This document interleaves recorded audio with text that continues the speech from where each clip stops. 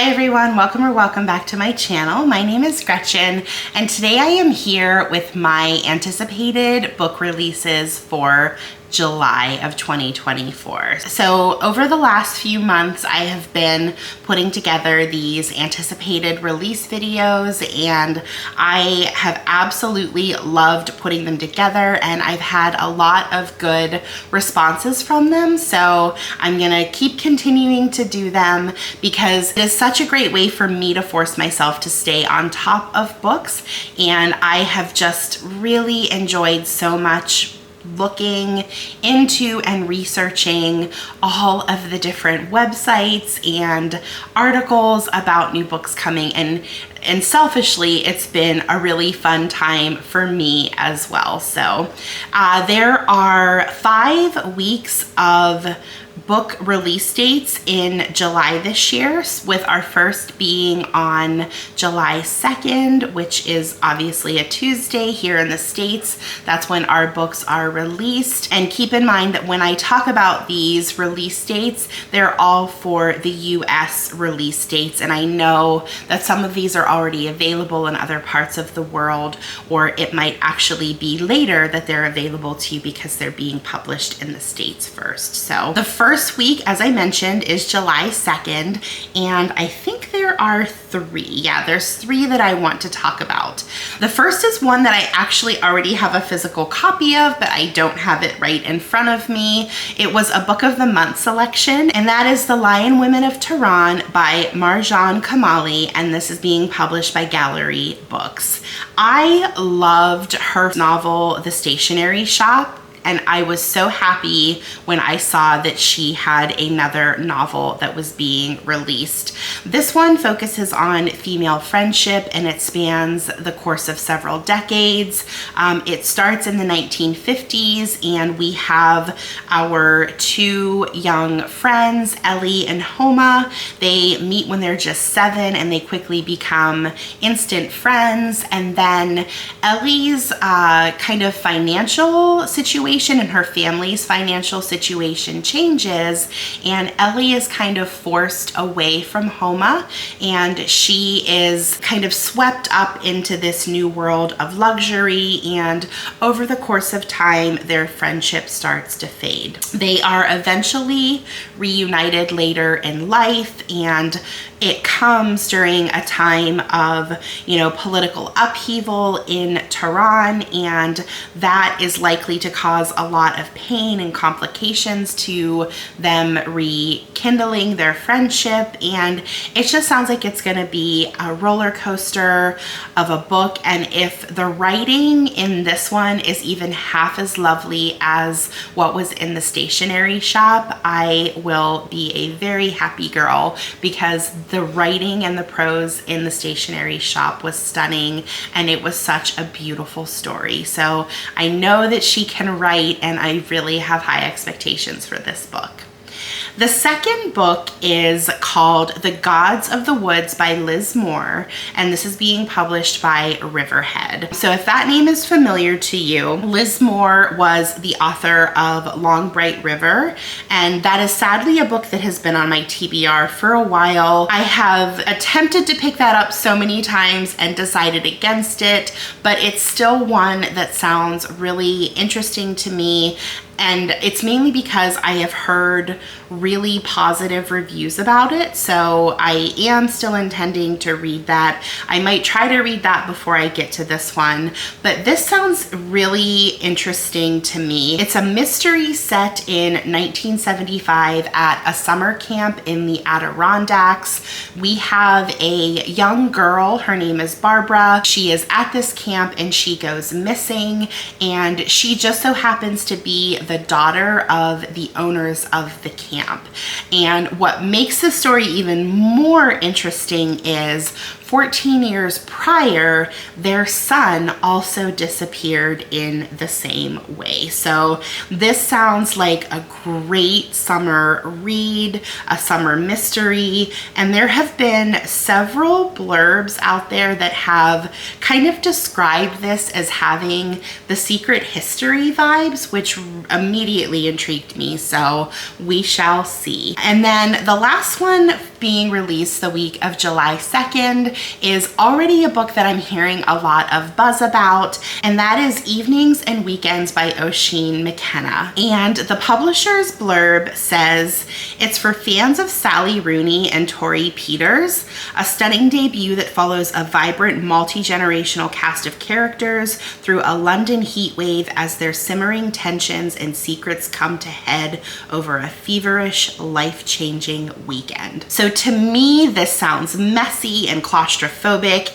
and I absolutely love books like that. Not to mention that it's by an Irish author, and they seem to always deliver the goods. So highly anticipating this one as well. All right, so now we're moving on to the week of July 9th, and we have my first pick, which is Long Island Compromise by Taffy, Brodesser-Akner, and this is being published by Random House. And if you're familiar with that name, it's because she was the author of Fleischman is in Trouble. And this says, in 1980, a wealthy businessman named Carl Fletcher is kidnapped from his driveway, brutalized, and held for ransom. He is returned to his wife and kids less than a week later, only slightly the worse, and the family moves on with their lives, resuming their prized places in the saga of the American dream, comforted in the realization that though their money may have been what endangered them, it is also what assured them their safety. But now, nearly 40 years later, it's clear that perhaps nobody ever got over anything after all. Carl has spent the ensuing years secretly seeking closure to the matter of his kidnapping, while his wife Ruth has spent her potential protecting her husband's emotional health. Their 3 grown children aren't doing much better. Nathan's chronic fear won't allow him to advance at his law firm.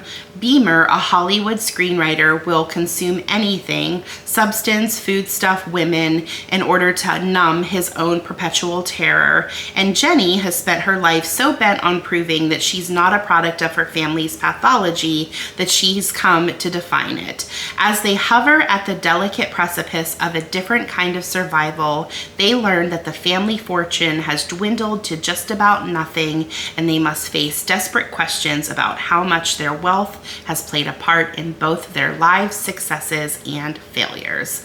Long Island Compromise spans the entirety of one family's history, winding through decades and generations, all the way to the outrageous present, and confronting the mainstays of American Jewish life: tradition, the pursuit of success, the terror of history, fear of the future, old wives' tales, evil eyes, ambition, achievement, boredoms, Dybecks, inheritance, pyramid schemes, right-wing capitalists, beta blockers, physics, and the mostly unspoken love.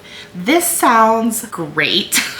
I don't know why, but I'm kind of getting a little bit of the Bee Sting by Paul Murray vibes. It just feels like that messy multi-family member drama where maybe each of them has their own little narrative. I don't know why I'm feeling the Bee Sting, but that's where I am, and hopefully it does kind of live up to that expectation that I have in my mind, but that is to be determined. The next book is called Goodnight, Tokyo, and this is by Atsuhiro Yoshida, and this is translated from the Japanese by Haydn Trowell, and this is being published by Europa.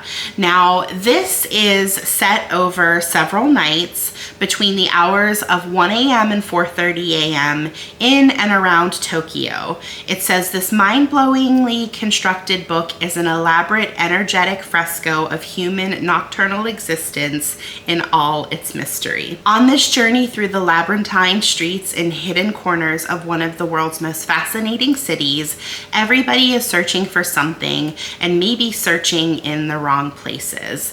Elements of the fantastical and the surreal abound, as they tend to do in the early pre-dawn hours of the morning, yet the settings, the human stories, and each character's search are all as real as can be. Goodnight, Tokyo offers readers a unique unique and intimate take on Tokyo as seen through the eyes of a large cast of colorful characters. Their lives, as disparate and as far apart as they may seem, are in fact intricately interconnected, and as their fates converge against the backdrop of the city's neon-lit streets and quiet alleyways, Yoshida masterfully portrays in captivating lyrical prose the complexities of human relationships, the mystery of human connection, and the universal quest for meaning. This sounds right up my alley and one that I will definitely be looking out for. Continuing with the theme of translated pieces being released by indie publishers, we have Paul Celan and The Trans-Tibetan Angel by Yoko Tawada, translated from the German by Susan Bernofsky and published by New Directions. So this book from the publisher's website says, Patrick, who sometimes has called himself the Patient, is a literary researcher living in present-day Berlin. The city is just coming back to life after lockdown, and his beloved opera houses are open again. But Patrick cannot leave the house and hardly manages to get out of bed. He is supposed to give a paper at a conference in Paris on the poetry collection Thread Sons by Paul Celan, but he can't manage to get past the first question on the registration form, which is, what is your nationality? Then at a cafe, or in the memory of being at a cafe, he meets a mysterious stranger. The man's name is Leo Eric Fu, and somehow he already knows Patrick. Yoko Tawada's mesmerizing new novel unfolds like a lucid dream in which friendship, conversation, reading, poetry, and music are all the connecting threads that bind us together. I'm already starting to think about books that I'll have on my TBR for Women in Translation Month, so this could certainly be an option. It sounds like it has elements of magical realism. It sounds dark and mysterious and like there's going to be a lot of weird crap that's happening. So I definitely am intrigued by this one and we'll see what happens. And then the other book, keeping along once again with the same theme of translated pieces from indie publishers, we have another one from New Directions called Elevator in Sai Gon, and this is by Thuan, and it is translated from Nguyen An Ly. And this is about a young Vietnamese woman living in Paris. She travels back to Saigon for her estranged mother's funeral. Her brother had recently built a new house in Saigon and staged a grotesquely lavish ceremony for their mother to inaugurate what was rumored to be the first elevator in a private home in the country. But shortly after the ceremony, in the middle of the night, their mother mysteriously fell down the elevator shaft, dying in an instant. After the funeral, the daughter becomes increasingly fascinated with her family's history and begins to investigate and track an enigmatic figure, Paul Polatsky, who emerges from his mother's notebook.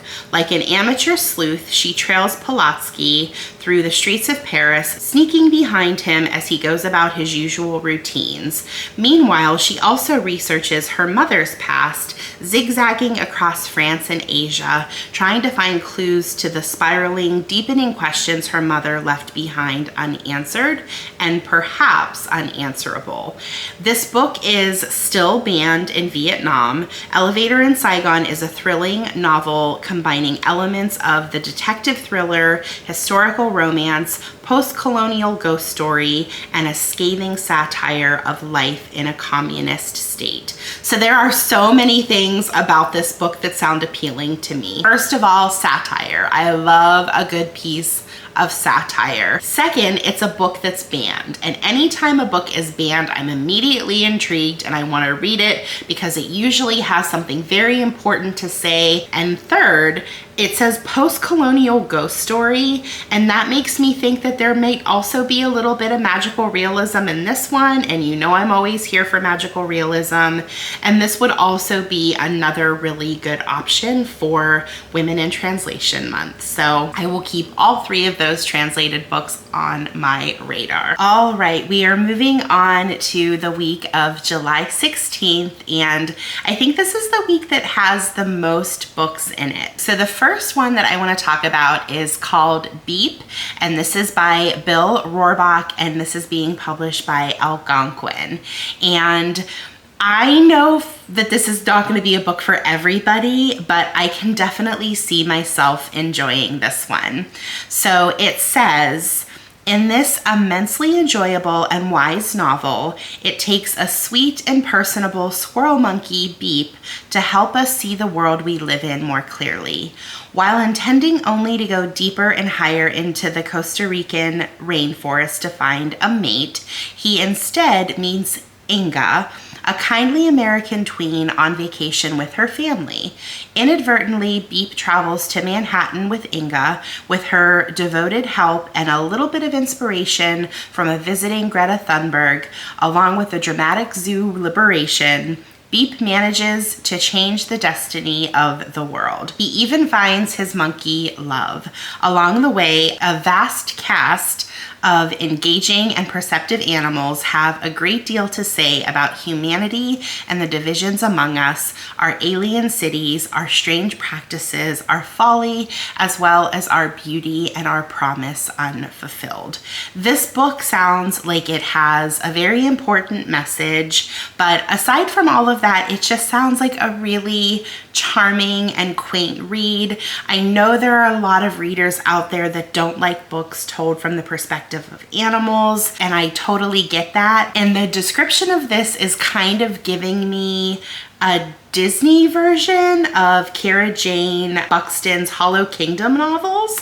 I'm not sure if you have read those, but I say Disney version because they were kind of very crass and they were absolutely hysterical, but they were definitely rated R, where this seems like it's more rated G or PG for everyone. So we will see what this one delivers. Keeping on the theme with animals, I have a piece of nonfiction that I am really looking forward to getting to. And this one is called Sharks Don't Sink: Adventures of a Rogue Shark Scientist by Jasmin Graham, and this is being released by Pantheon. And this is an uplifting story of a young Black scientist's challenging journey to flourish outside the traditional confines of academia, inspired by her innate connection to nature's most misunderstood animal, the shark. So I love a good nonfiction book, especially memoirs and or science-based ones. And the fact that this combines both sounds right up my alley because it checks two of my boxes. And I also love that this is by a Black woman in STEM, and who doesn't love learning more about sharks?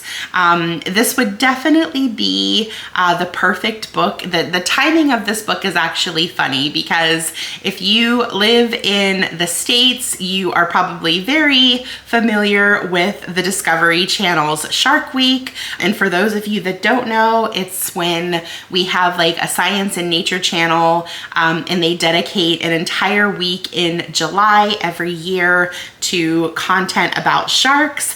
And that is actually, this book is being released directly after that. So this will be the perfect book to pick up and continue right after Shark Week ends. So looking forward to that one as well.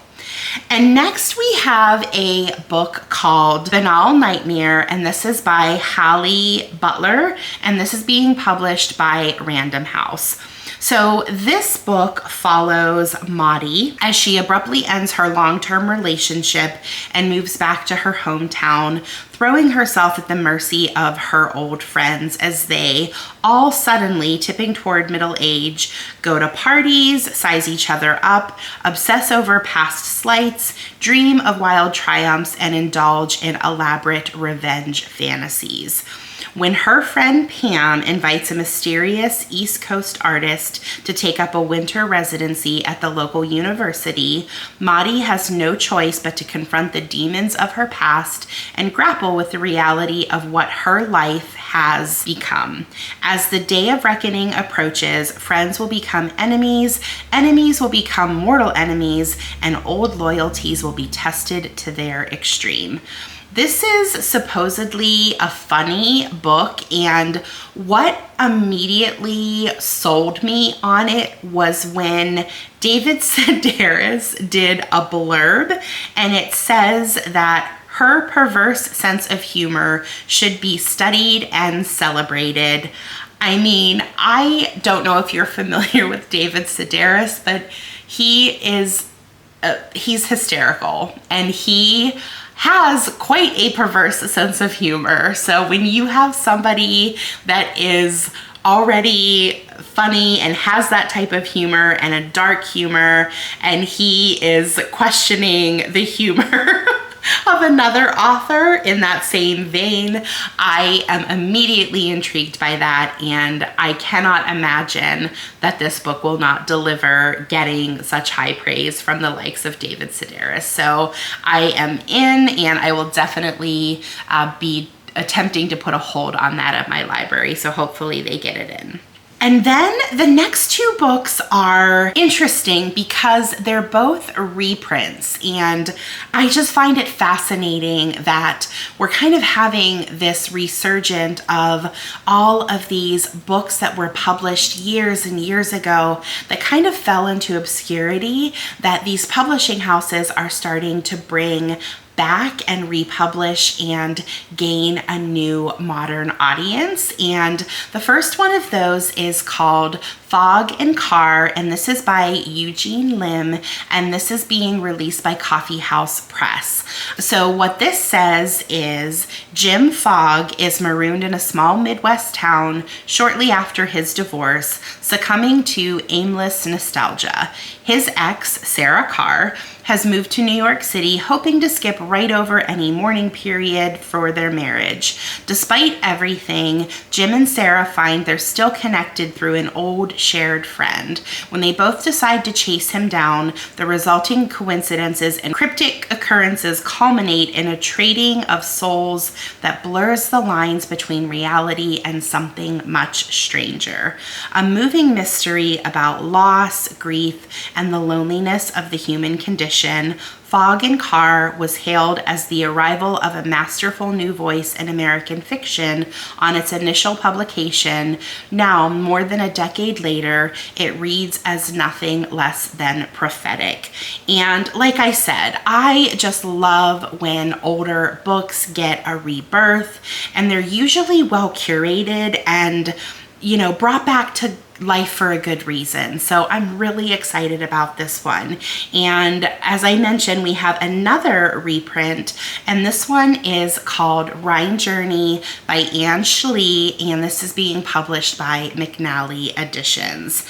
And interestingly enough, this is a book that was shortlisted for the Booker Prize back in 1981. So that is something to get excited about. And what this book says is, it is 1851, only 3 years since Europe was convulsed by workers' revolutions, but already English tourists are returning to the continent, taking the waters at Baden-Baden, then traveling by paddle steamer down the Rhine Valley, celebrated for its romantic vistas. Among the sightseers are the pious Reverend Charles Morrison, his wife and daughter, and his maiden sister Charlotte, a seemingly meek middle-aged woman who spent her life attending to the needs of others. Like the river upon which they're traveling, however, Charlotte contains hidden depths. A chance encounter with a fellow passenger in Koblenz sparks a Damascene moment, unleashing in her a sudden and violent awakening of memory, fear, and sexual desire. As the travelers are swept onward to Cologne, Charlotte wrestles with what Lauren Groff in her foreword to this new edition describes as a subtle and total derangement of understanding, eventually surging toward a moment of crisis. And I have to say, I absolutely love what they are doing at Simon & Schuster with these McNally editions. I have read several of them over the past few years since they started this collection of reprints, and each one that I have read has been fantastic. And even though these books were published for the first time years ago, they are proving that they were not of their time necessarily, and they have kind of seeped into our modern day, and they remain just as relevant today as they did in the past. And not only that, as a big fan of the Booker Prize and reading a lot of the backlisted books, some of them are really hard to get your hands on, and I'm so glad that they're making some of these titles that were nominated for the prize years and years ago more accessible to readers like me that really want to read them. So definitely looking forward to this one, and this one specifically will be an immediate purchase for me as soon as it is released, so I can add it to my Booker backlist shelf. Now we're moving into the week of July 23rd, and it's a light week. I actually only have one book that I'm looking forward to being released that week, and that is a book called Glory Days by Simon Rich, and this is being published by Little Brown and Company. And this is a humorous short story collection that supposedly chronicles the plight of the aging millennial. One of the stories is supposedly about an aging Super Mario turning 40 and kind of being forced to take stock of his life and, you know, where he is and reflect on everything. And that just sounds like a really fun time to me. I'm always looking for a funny kind of light-hearted type book to balance out the bleakness that's usually in my TBR, and this one sounds like it's gonna be a perfect fit for that bill. And we're gonna round out the month with the week of July 30th. There are two books that I wanna talk about. The first one is called Someone Like Us by Dinaw Mengestu, and this is being published by Knopf.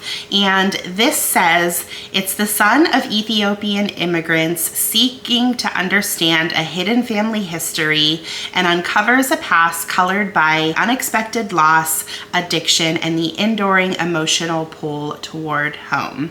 And it says, after abandoning his once promising career as a journalist in search of a new life in Paris, Mamush meets Hannah, a photographer whose way of seeing the world shows him the possibility of finding not only love, but family. Now, 5 years later, with his marriage to Hannah on the verge of collapse, he returns to the close-knit immigrant Ethiopian community of Washington, D.C. that defined his childhood. At its center is Mamush's stoic, implacable mother, and Samuel, the larger-than-life father figure whose ceaseless charm and humor have always served as a cover for a harder, more troubling truth. But on the same day that Mamush arrives home in Washington, Samuel is found dead in his garage. With Hannah and their 2-year-old son back in Paris, Mamush sets out for an unexpected journey across America in search of answers to questions he'd been told never to ask. As he does so, he begins to understand that perhaps the only chance he has of saving his family and making it back home is to confront not only the unresolved mystery around Samuel's life and death, but his own troubled memories and the years spent masking them. Now, this sounds like it might be a tough read, but that one seems like it's going to be really fast-paced and intriguing, and I am here for it. And last but not least, we have a book called The Wedding People, and this is by Allison Espach, and it is being published by Henry Holt & Co. And what it says is, it's a beautiful day in Newport, Rhode Island, when Phoebe Stone arrives at the Grand Cornwall Inn wearing wearing a green dress and gold heels. Not a bag in sight, she is alone. She's immediately mistaken by everyone in the lobby of the inn for one of the wedding people, but she's actually the only guest at the Cornwall who isn't here for the big event. Phoebe is here because she's dreamed of coming there for years. She's hoped to shuck oysters and take sunset sails with her husband, only now she's here without him at rock bottom and determined to have one last decadent splurge on herself.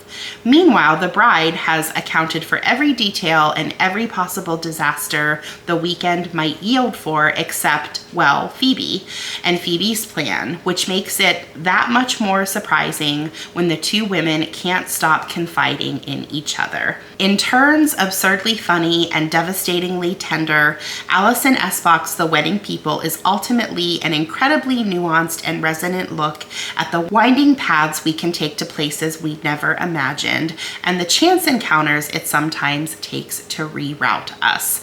This sounds like it's going to be a great option for a summer read. It's set in a coastal town, and also one that I can keep in my arsenal maybe when I need kind of a feel-good book to raise my spirits and regain faith in the world. It sounds like it's going to have some pretty heartfelt moments and kind of like a good moral to the story.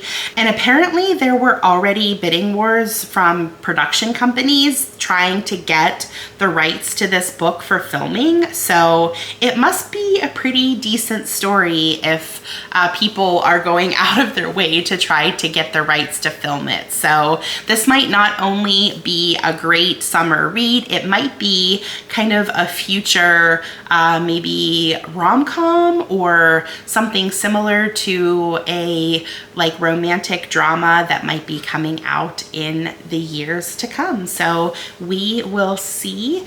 And yeah, I think my biggest takeaway from this month is there is a lot of translated fiction, which I'm really excited about. I know things kind of take a slower pace as far as book releases go in the summer, and things are really going to start to pick up in August and September. So until we read again, bye.